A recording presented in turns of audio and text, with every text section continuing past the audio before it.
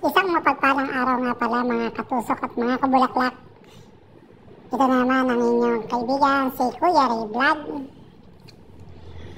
Ang naggagawa na naman ng ready-made vase flower arrangement.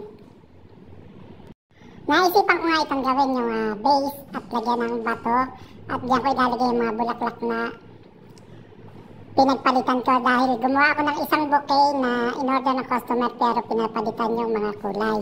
Yung kulay na pink ay putol-putol na diyan ko siya ilalagay. Aayusin ko at ibebenta uli namin.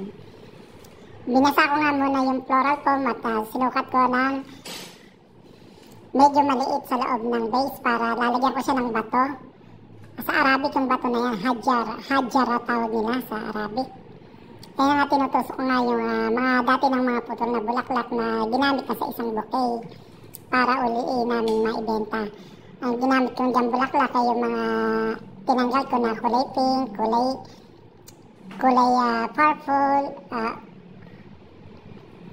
light pink, fuchsia pink, at nilagyan ko siya yung green, yung tawag kapamilya din pala siya ng celosia.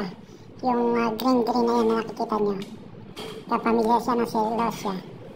Lamang at maraming salamat!